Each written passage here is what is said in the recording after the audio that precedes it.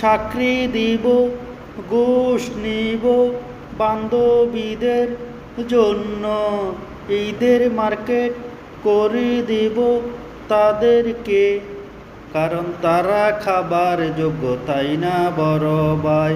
হারাম টাকার যোগ্য হলো বান্ধবীদের, সব টাকার কামাই খাবো শুধু মা বাবা জন্য, থাকবে শুধু হকালালি টাকা রে ভাই।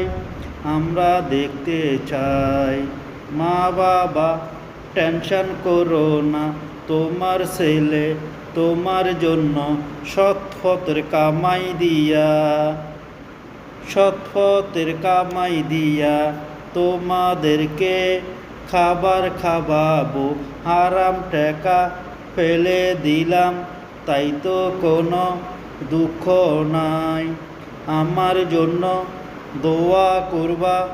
তোমার ছেলে সৎপথের টাকা দিয়ে উপার্জন করি তোমাদেরকে, ঈদের মার্কেট খানার টাকা দিব আমি, তোমরা আমার জন্য দোয়া করবা।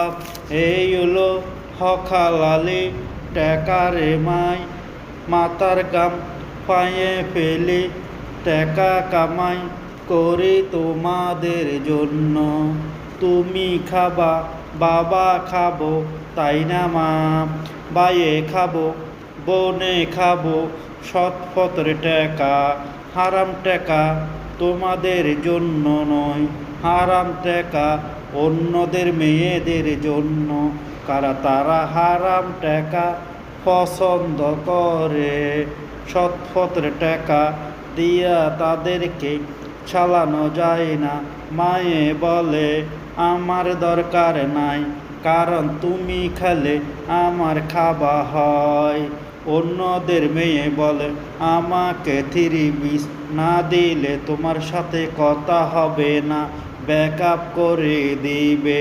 মায়ে বলে দোয়া করি দিলাম আমি, কেমন হইল জানাই দিও কমেন্টের মধ্যে।